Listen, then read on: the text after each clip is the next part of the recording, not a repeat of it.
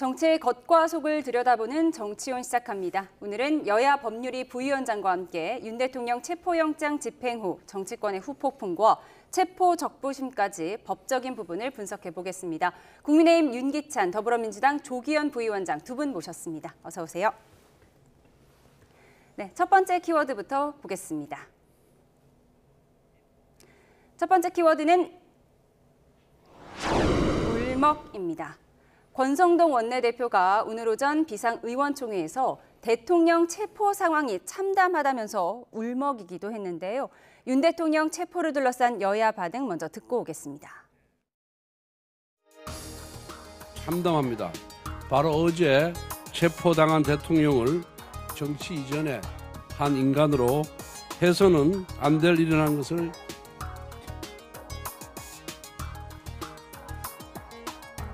의원 여러분의 마음을 제가 알고 있습니다. 얼마나 괴롭고 답답하고 화가 치밀어 오릅니까? 개인적으로 윤 대통령은 저의 오랜 친구입니다. 그래서 대통령 선거 당시 제 선거보다 더 열심히 뛰었습니다. 어젯밤에는 너무나 괴롭고 내가 좀 더 잘할 걸 자책하면서 정치가 뭔지 깊은 회의를 느끼면서 제대로 잠을 못 잤습니다. 뭐 속이 시원한 건 뭐 국민 모두가 속이 시원하지 않았겠습니까? 어떤 정당한 법 집행을 거부해왔던 대통령을 그럼 잘했다고 하는 겁니까? 후진국처럼 떨어뜨리는 그 책임은 윤석열 대통령에게 있는 거예요. 거기에 대한 진정한 반성은 단 한 번이나 했습니까? 예. 전혀 반성이나 국민에 대한 진정성 있는 사과 한 번 없이 대통령 지키겠다고 나선 집권 여당의 비대위원장이나 원내대표의 행태는 뭐 너무 무책임한 거죠. 네, 자당의 1호 당원인 대통령 체포에 대해서 권성동 원내대표가 눈물을 보이기도 했습니다. 대통령을 오랜 친구라고 칭하면서 화가 치밀어 오른다 이렇게 얘기를 했네요. 그러니까 체포가 이제 부당하다는 인식을 전제로 하는 얘기죠.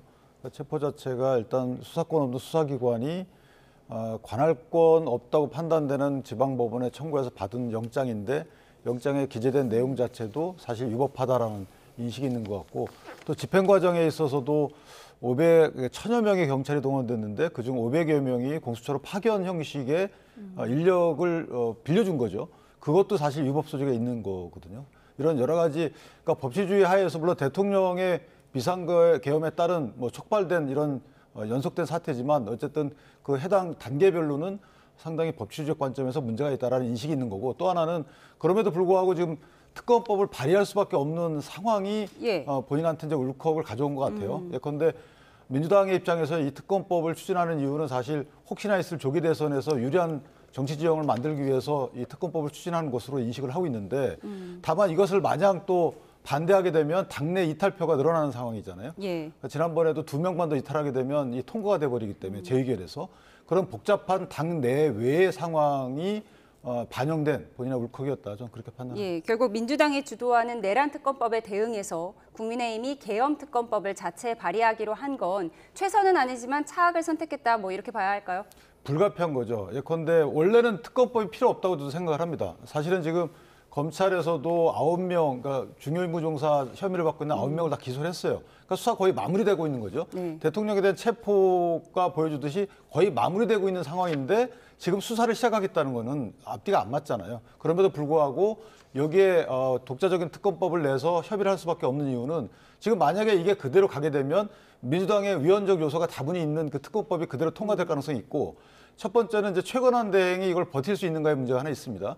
그러면 그대로 그냥 공포가 되는 부분이 있고 설령 거부권을 행사한다 하더라도 되돌아왔을 때 과연 자당의 2명이 추가 이탈이 없을 것이냐에 대한 장담하지 못하는 이런 당내 상황도 본인으로서 자괴감이 드는 그런 생각이 들 겁니다. 따라서 그런 여러 가지를 감안할 때 권 원내대표 입장에서는 차선이었다. 저는 이렇게 평가를 합니다. 자체 발의하고 나면 민주당과 협의 가능성에 대해서 논의를 해볼 텐데 체포 당일 대통령 영상 메시지와 SNS 자필 편지가 공개가 됐습니다. 근데 오늘 장성호 의원은 그 어디에도 비상계엄 때문에 놀라고 힘들었던 국민에 대한 사과는 찾아볼 수 없었다. 뭐 이렇게 얘기를 했습니다. 뭐 민주당의 반응이겠죠. 그렇습니다. 뭐 대통령의 뭐 자필 편지 입장도 그렇고 뭐 지금 방금 전에 말씀하신 권성동 대표 또 국민의힘 대부분의 의원들의 입장에서도 그렇고 여전히 국민들에 대한 어떤 걱정 그리고 12.3 비상계엄 내란으로 받은 충격에 대한 어떠한 사과나 진정한 반성의 모습이 보이지 않습니다. 대통령이 어제 체포영장이 집행이 됨으로써 그나마 국민들께서는 이제 좀 잠을 잘 수 있겠다. 이제 답답함이 조금은 가셨다 정도이지만 그간에 보여준 국민의힘의 모습을 보면서 국민의힘에 대한 답답함 또 화가 치밀어 오르는 것은 계속되고 있습니다. 이제 그게 단순하게 뭐 몇 가지 보이는 입장 때문이 아니라 여전히 비상계엄이나 내란을 사실상 인정하지 않는 태도를 보이고 있기 때문이고요. 특검법을 발의한다고는 하지만 이게 과연 진정으로 이 12.3 내란 사태의 진상 규명을 위한 어떤 진전성 있는 발의냐 그렇게 보이지 않는 측면도 분명히 있습니다. 근데 정치적 필요, 그러니까 대통령의 선긋기를 통해서 실질적으로 가시화되고 있는 조기 대선에 대응하기 위한 정치적 전략적 선택일 뿐이지 실제 진상 규명을 위한 진지한 어떤 고민의 흔적은 아직은 찾아볼 수 없습니다. 물론 자체 안이 제출이 되면 민주당은 적극적으로 협의를 해서 여야 합의로 특검법안을 통과시키겠다는 의지를 갖고는 있습니다. 예. 이제 어찌됐든 정말 12.3 내란 사태의 진정한 종식을 원하고 그런 것을 바라는 국민의 뜻에 부응하고자 한다면 예. 내란 사태의 진정한 종식을 위한 특검법 협의에 적극적으로 나서달라는 말씀을 드리고 싶습니다. 예, 지금 저희가 화면으로는 이 시각 서울중앙지방법원 앞의 모습을 보여드리고 있습니다. 앞서 전해드린 대로 오늘 오후 5시 잠시 뒤면 서울중앙지방법원에서 체포적부심이 열립니다. 윤석열 대통령 어제 체포된 뒤에 공수처 조사를 받고 나서 지금 18시간 정도 서울구치소에 구금된 상태인데요. 체포영장 자체가 부당했다며 서울 서부지법에서 발부한 체포영장 자체가 부당했다면서 이를 서울중앙지법이 다시 한번 판단해달라고 요청한 체포적부심이 잠시 후 5시에 열릴 예정이고요. 저희가 서울중앙지방법원 앞의 모습을 보여드리고 있습니다. 지금 지지자들이 모여서 혹시 대통령이 출석할지 모를 상황에 대비하고 있는 모습을 보여드리고 있습니다. 저희는 계속해서 두 분과 이야기 나눠보도록 하겠습니다. 윤석열 대통령이 어제 체포되기 직전에 관절을 찾은 여당 의원들이 한 30여 명 정도 됐는데요. 그중에서 윤상현 의원이 오늘 유튜브 방송에 나와서 이런 말을 했습니다. 듣고 오겠습니다. 정치는 어차피 목숨 걸고 하는 거다. 이런 일은 다 담담히 받아들일 준비가 다 돼 있으시고요. 검사 생활 참 오래 했지만은 이런 식으로 무도하게 이제 수사권 없는 기관이 나서서 영장 청구, 발부, 집행 일까지 무도하게 하는 경우는 처음이다. 네. 예, 하신 거군요. 민주당은 저 정도로 처절하게 하는데 당이 좀 더 적극적으로 전투적인 정당이 돼야 된다. 예. 이런 말씀. 의원들과 이제 당협위원장님들 많이 오셨습니다. 그래서 예. 앉아 있으시면서 이런 얘기하시고 그러셨습니다. 예. 뭐 근데 막 우시는 분도 있고요. 막. 당이 좀 더 적극적으로 전투적인 정당이 되어야 한다. 이런 말을 했는데요. 어떤 의미인가요? 그러니까 지금 민주당이 국회 운영을 해가는 과정을 보면 사실은 독단적으로 해온 건 맞거든요. 그 독단적으로 해온 그 결과에 대해서 이게 옳은지 그른지는 일단 차치하고 그 절차가 사실 민주주의에서 굉장히 중요한 것인데 수기 절차를 거의 거치지 않고 거의 그냥 통과식으로 해서 국회에서는 사실 민주당 독단적인 민주당의 의원총회 형식 같은 국회 운영 해왔죠. 이것을 이제 국내심에서는 막을 수가 없었던 거고 막을 수 없는 과정에서 국민을 설득하는 과정이 이제 사실은 이제 국회에서는 의석수로 부족하게 되면 국민을 설득해서 여론으로 좀 압박하는 이런 작업을 같이 병행했어야 되는데 그런 부분이 부족했지 않았나라는 생각이 드는 거고 예.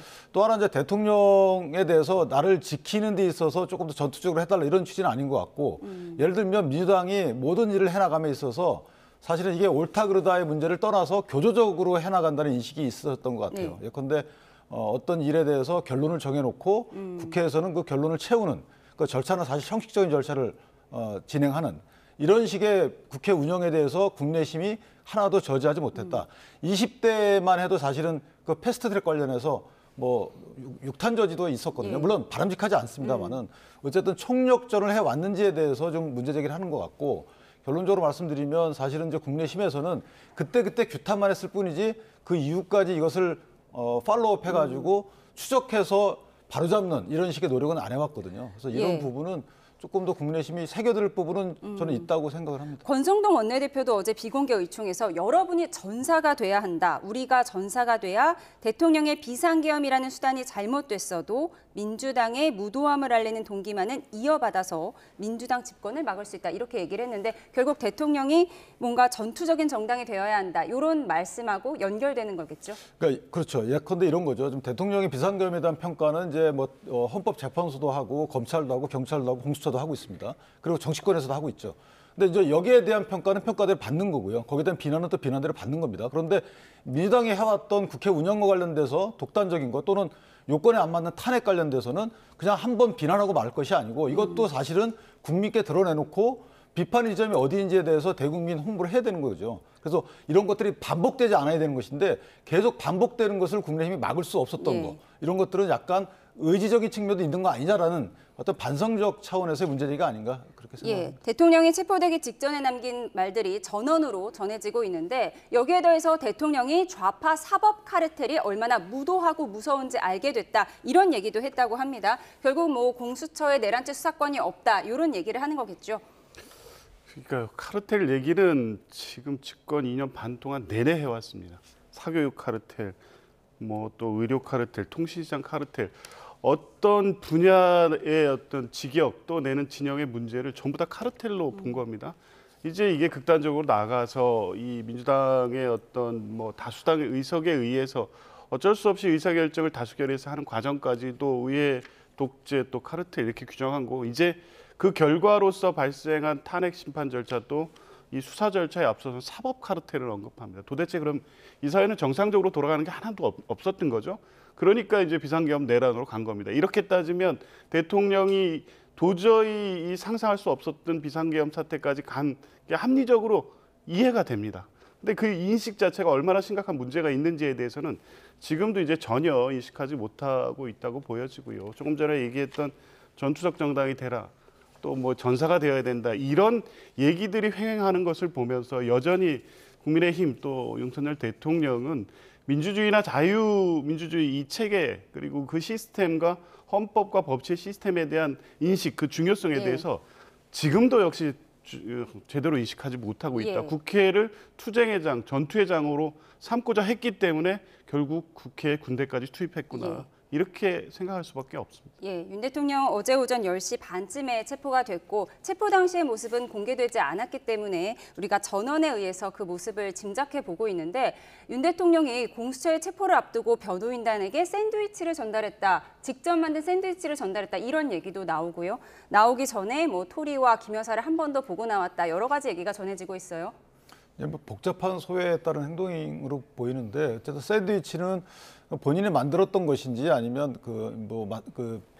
만들어진 배경에 대해서는 구체적으로 예, 나오진 않지만 전원이니까요. 예. 이전에 보면 그 샌드위치를 만드는 게 아마 언론에 한번 방송에 나왔던 것 같아요. 워낙 요리하는 거를 참치, 좋아하시는 예. 걸로 알려졌죠. 참치 넣어가지고 그럼 아마 본인은 본인 때문에 고생했던 사람들에 대해서 본인 손수 만들어서 그걸 한번 주고 나오고 싶었던 것 같습니다. 그래서 나오는 과정에서도 아마 비서진 내지 경호관들이 좀 도열했던 분들이 있었나 봐요. 예. 일일이 이제 악수하면서 좀 고생했다, 미안하다 뭐 이런 취지의 얘기를 했던 것으로 보이고 다만 이제 본인이 나온 이후에 그 영상을 좀 하나 나오기 전에 영상을 찍었잖아요. 그 영상에서도 봐도 본인에 대한 책임은 책임대로 지는 거지만 네. 어쨌든 나라의 민주주의 내지 국회 운영과 관련돼서 민주적 운영과 관련돼서는 상당히 문제 제기를 하고 싶었던 것으로 보이고 네. 이런 메시지를 예를 들면 대통령의 비상계엄 선포가 잘못됐으면 대통령의 메시지 모든 것이 잘못됐다 이런 시각은 맞지 않는다고 보고 비상계엄 선포 행위와 관련된 여러 가지 법적 정치적 책임은 지는 거고 그다음에 대통령의 메시지를 곱씹어볼 부분도 없잖아 있다는 거죠.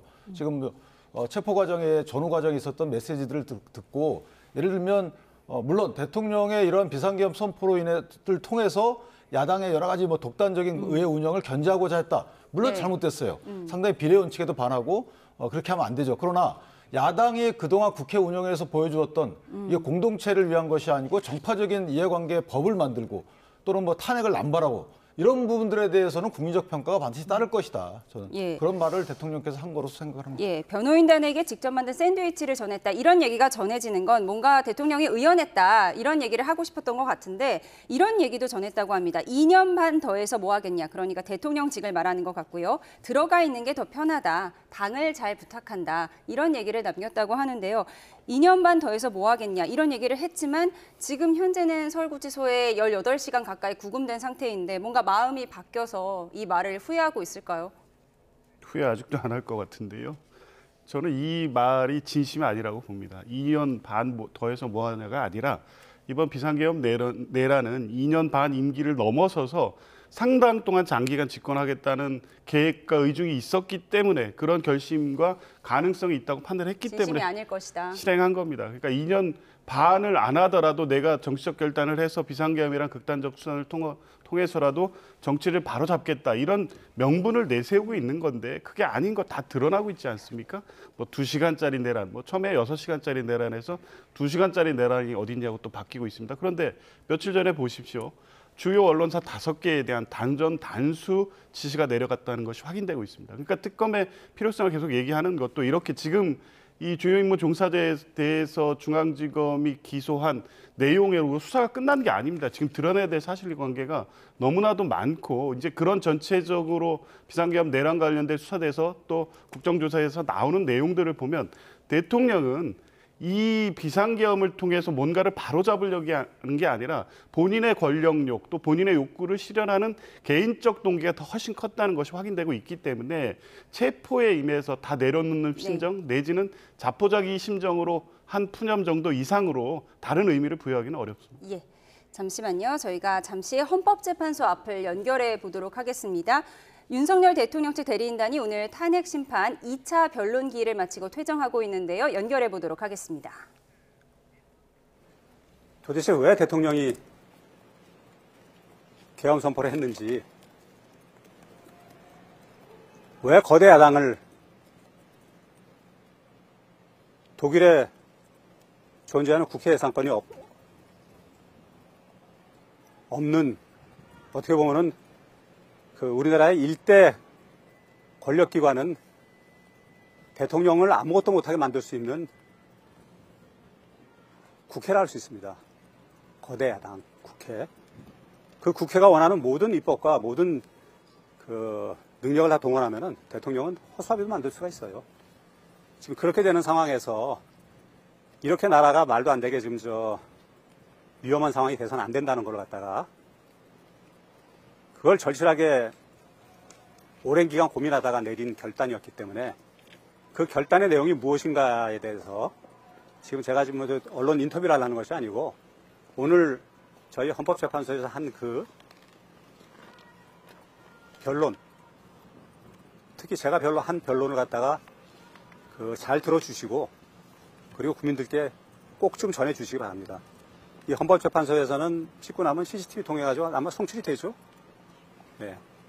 그 송출된 그걸 들여다보시면은 왜 대통령이 이렇게 외로운 결단의 길에 갔는지 그걸 확인하실 수 있을 테니까 더 이상의 얘기는 제가 뭐 할 필요가 없고요. 오늘 나온 영상을 다 공정하게 언론에다 좀 알려주세요. 그리고 혹시 왜 직접 출석 안 하시는 거예요? 저는 이제 지금 영장 하러 가야 되기 때문에 5시에. 직접 안 가요? 예? 대통령은 왜 직접 안 가는 지금 거예요? 수사 받고 법원에? 있어요. 수사. 수사를 지금 안 하고 이거 있잖아요. 네. 탄핵 심판 2차 변론을 마치고 퇴정하는 대통령 측 변호인인 배진아 변호사의 말을 들어보고 있었습니다. 네, 변론 기일 변경을 요청했지만 받아들여지지 않았고요. 오늘 대통령은 어제 공수처 2차 조사 후에 서울구치소에 구금된 상태여서 헌재 변론 기일에는 출석하지 못했습니다. 대통령 측 변호인의 말을 정리를 해보면 지금 현재 헌재에서는 변론 기일이 휴정된 상황이고요. 대통령 측이 밝힌 내용을 보면 나라가 위험한 상황이 되면 안 된다는 절실한 결단이었고 대통령이 왜 의로운 결단을 했는지 곧 알게 될 것이다. 이 부분을 국민께 전해주길 바란다는 내용이었습니다.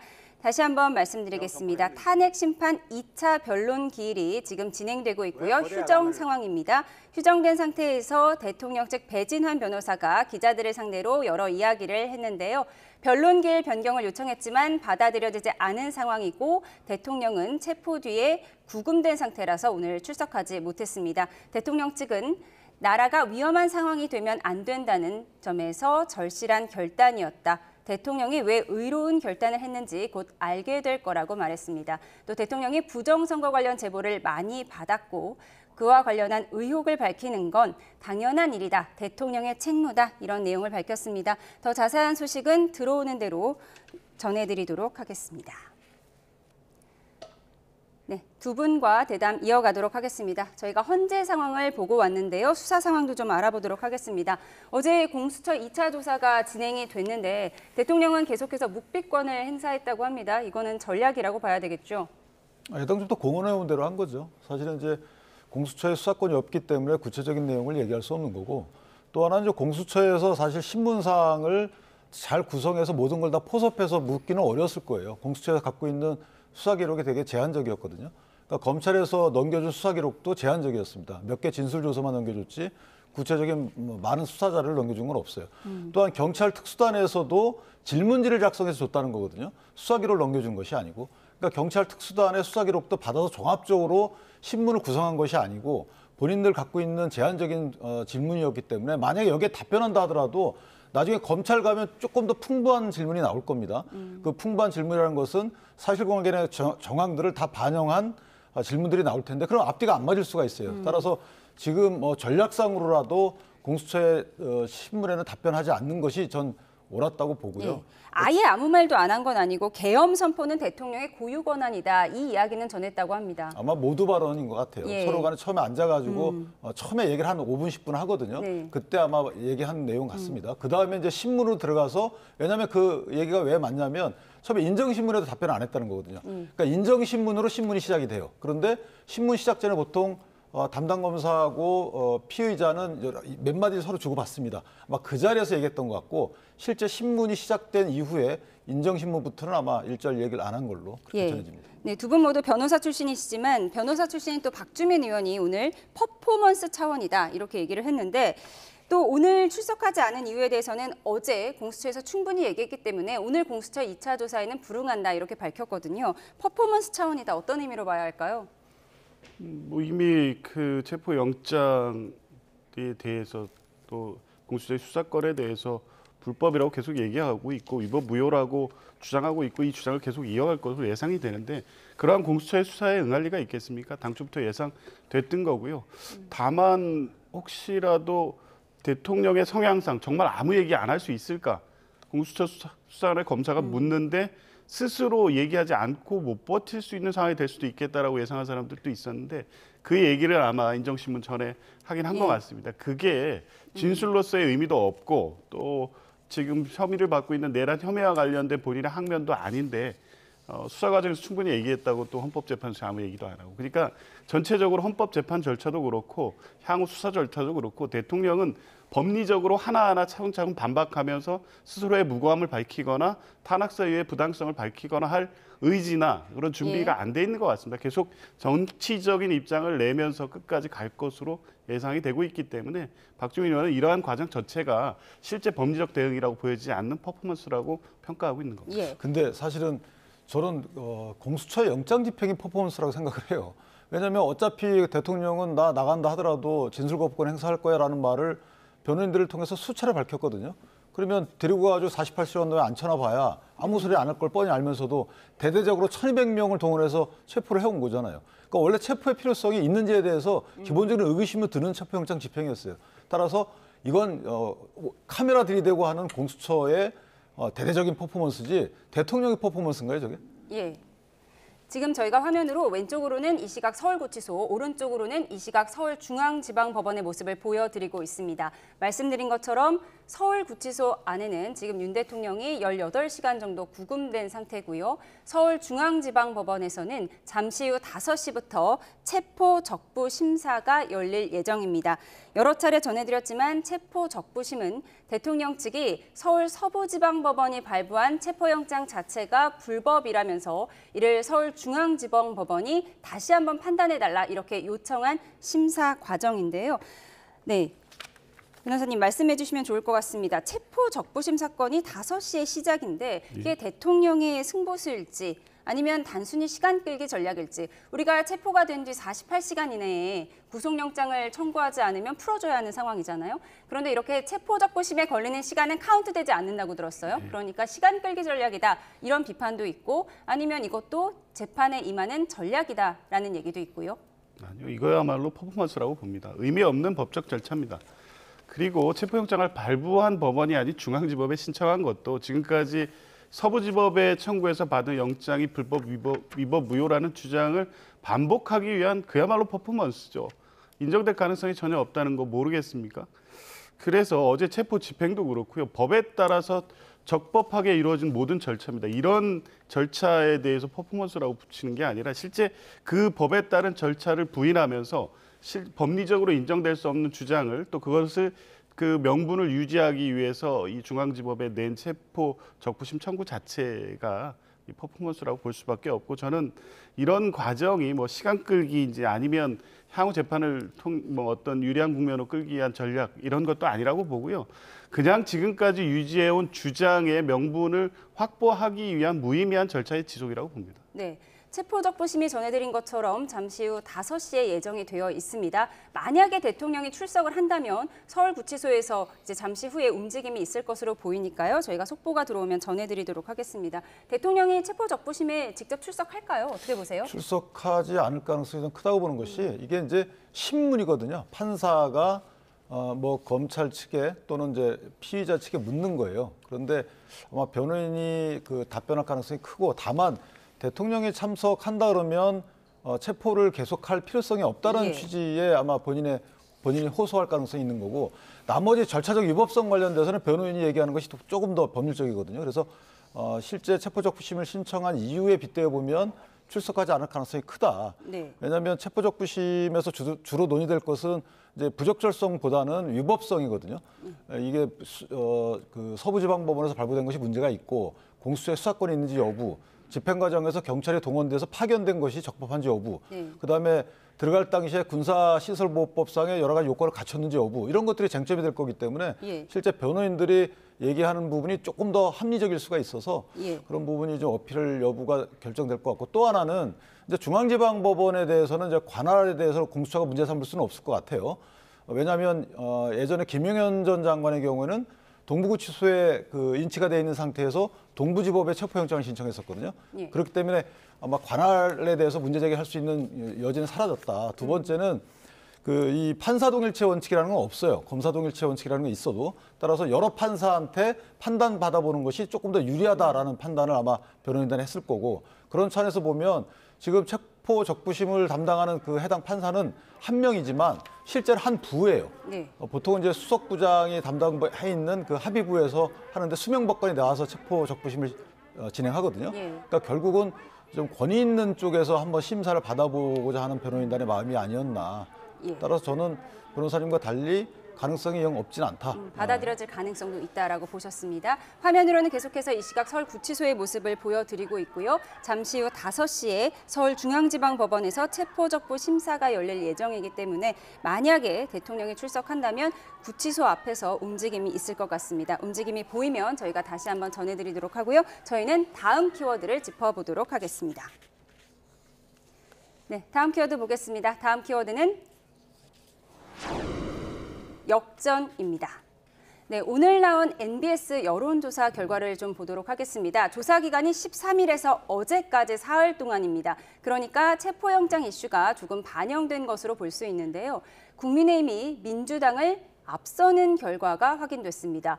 국민의힘이 35%, 민주당 지지율이 33%로 나타났습니다. 국민의힘 지지율은 지난주 대비 3%포인트 상승을 했고요. 민주당의 경우는 3%포인트 하락을 했습니다. 민주당에서 이를 어떻게 받아들이고 있을지가 궁금한데요.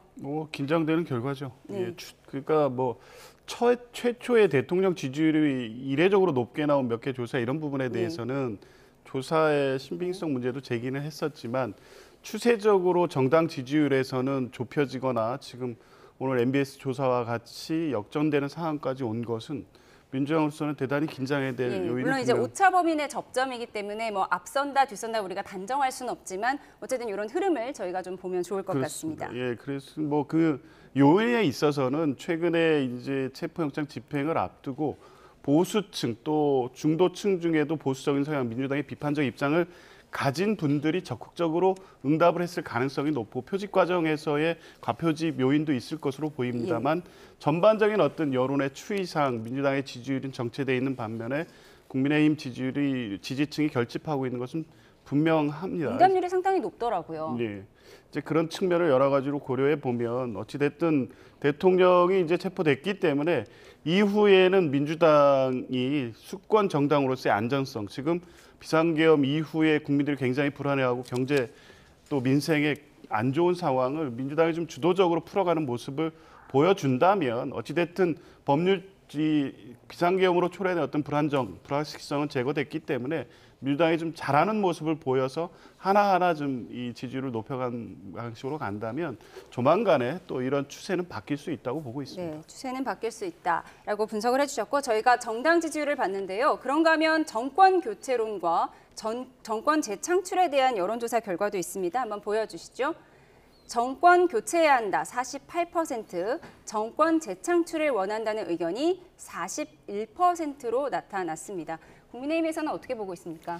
일단 정권 재창출보다는 정권 교체가 높은데 정권 교체의 그 지지율에 따라가지 못하는 민주당 지지율인 거죠. 그다음에 이제 민주당 지지율을 저희가 분석을 해보면 사실은 그러니까 이념적 지형을 보면 진보 그다음에 보수 중도가 예전은 3-3-4로 봤는데 지금 3-4-3으로 보는 경우도 있어요. 3, 그러니까 4, 중도가 4냐 3이냐에 따른 거죠. 그러니까 진보가 4로 보는 40%로 보는 것도 있거든요.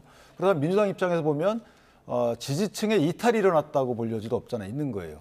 그러니까 중도 양측 지지층이 결집하는 것 이외에 국내심은 양측 지지층 결집 정도에 머무르는 것 같고 민주당의 경우에 진보가 40으로 본다 그러면 지지층이 약간 이탈한 부분이 없잖아요. 있는 거고요. 그다음에 그 지지정당 없음이 좀 줄어들고 있잖아요. 이 부분은 이제 양측 진영이 결집한다 이렇게 보면 되는 것인데 문제는 이제 그 정권 재창출보다는 정권 교체에 따라가지 못하는 진보 진영의 그 지지율의 합산이 따라가지 못하는 부분은 조금 추세적으로 만약에 굳어진다 그러면 민주당의 고민도 클 것이다. 그렇게 판단합니다. 차기 대통령에 대한 선거 인식조사 결과를 보여드리고 있고요. 정권 교체를 위해 야권 후보가 당선되어야 한다는 의견이 48%였는데 지난주 같은 조사에서는 53%였습니다. 7%포인트 차이가 나는 상황이고요. 저희가 보여드리고 있고 또 정권 재창출을 위해서 여권 후보가 당선돼야 한다는 의견이 41%로 나타났는데요. 지난주 조사에서는 37%였습니다. 비교해드렸고요. 다음 조사 결과 한번 보겠습니다. 네, 차기 대통령 적합도와 호감도에 대한 조사 결과입니다. 이재명 민주당 대표가 37%, 오세훈 서울시장이 28%, 대선 후보 호감도에 대한 조사입니다. 한동훈 전 대표가 24%, 홍준표 대구시장이 24%로 나타났고요. 차기 대통령 적합도도 한번 보여주시죠. 이재명 민주당 대표가 28%, 김문수 장관이 13%로 나타났습니다. 이 그래픽부터 좀 보도록 하겠습니다. 대통령 적합도에서 김문수 장관이 지금 약진하고 있는데요. 어떻게 보고 계세요? 저도 좀 이례적이긴 한데요. 근데 이제 김문수 장관의 경우에는 지난번 그 계엄 사태 이후에 민주당이 이제 사과하라고 인사를 시켰을 때도 인사를 안 했잖아요. 그러니까 이게 당부당을 떠나서 어쨌든 김문수 장관에 대해서는 지지층이 이분이 싸울 뿐이다라고 생각하는 부분이 반영됐다고 생각을 합니다.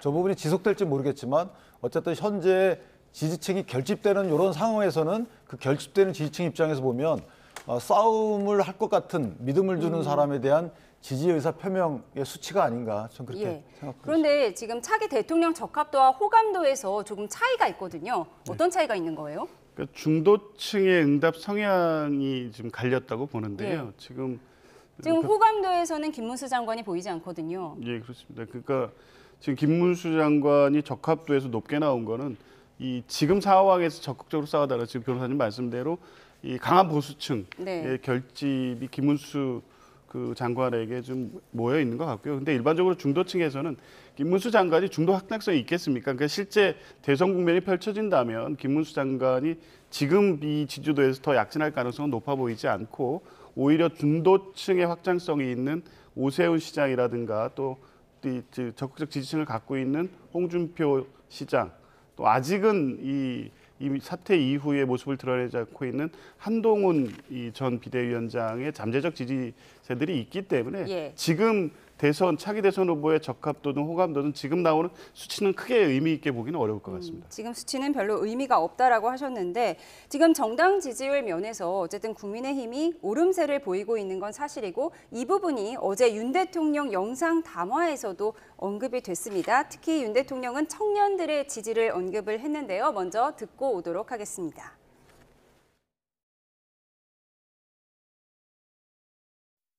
특히 우리 청년들이 자유민주주의의 소중함을 정말 재인식하게 되고 여기에 대한 열정을 보여주시는 것을 보고 저는 지금은 법이 무너지고 칠흑같이 어두운 시절이지만 이 나라의 미래는 희망적이라는 생각을 갖게 됐습니다. 네.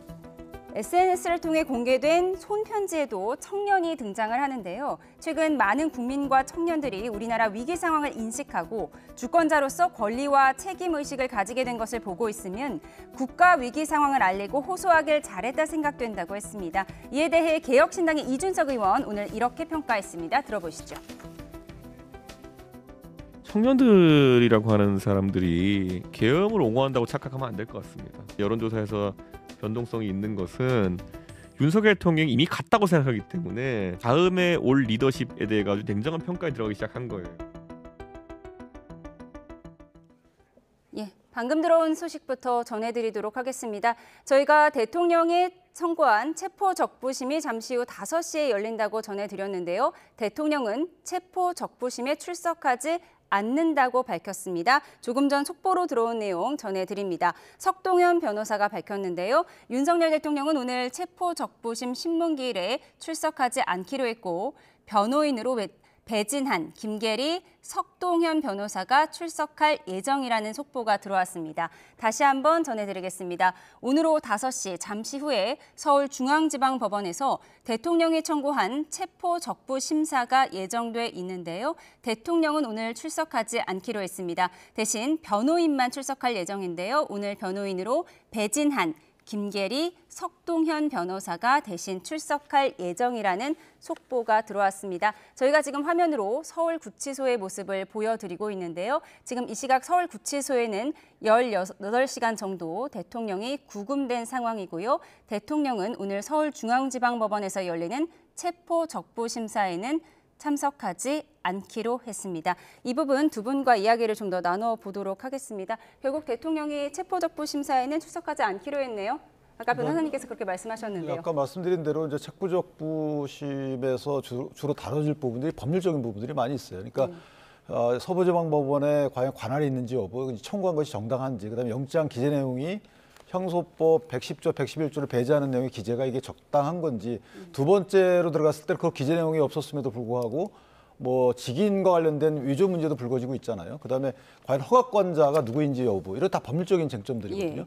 그리고 경찰이 500여 명을 공수처에 파견해서 영장 집행에 가담한 이런 그 영장 집행 행위가 적법한 건지 여부, 이런 것들이기 때문에 대통령의 그 어떤 그 말을 듣지 않고도 재판부에서 판단할 수 있는 사실관계 나열 주장이 대다수죠. 그렇기 때문에 아마 참여하지 않는 것으로 보이고, 참여하게 되면 또 이제 경호 문제 이런 것 때문에 오히려 번거로운 부분이 없잖아 있을 것 같아서 그런 부분도 감안하지 않았을까 이런 생각을 합니다. 원래 당사자 출석의 의무는 아닌 거죠? 그렇죠. 뭐 다 법률적 주장인 거고, 실제 뭐 대통령이 직접 뭐 가서 신문기일에 임할 필요도 없고 사실은 이 변호인들이 어떤 주장할지도 이미 다 알려져 있는 거 아니겠습니까? 뭐 수사권의 문제라든가 관할의 문제 또 형소법 110조, 127조에 가해서 지금까지 계속 주장해 왔던 거기 때문에 다만 이제 사안의 중요성상 이제 중앙지법은 신문기일을 열어서 충분히 의견을 수렴할 것으로 보여지고요.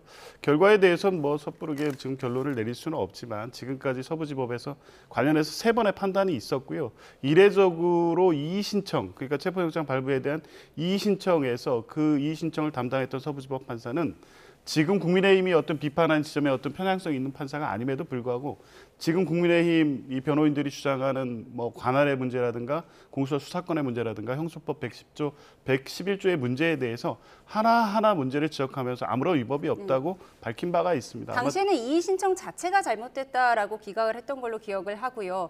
그래서 이의 신청 자체는 적합하지 않으니 나중에 이렇게 체포 적부심을 신청해라 이렇게 얘기했던 것 같아요. 그런 지적도 있었지만 내용에 대한 판단도 있었습니다. 근데 이 부분을 계속 주장하고 있었기 때문에 이의 신청 결정문에서 그 부분에 대한 어떤 법리적 판단 의견도 개진돼 있었습니다. 네, 알겠습니다. 저희가 이 부분은 향후에 또 변호사와 함께 얘기를 나눠보도록 하겠습니다. 오늘 전국 소식은 여기서 줄이도록 하겠습니다. 국민의힘 윤기찬, 더불어민주당 조기현 부위원장 두 분과 함께했습니다. 고맙습니다.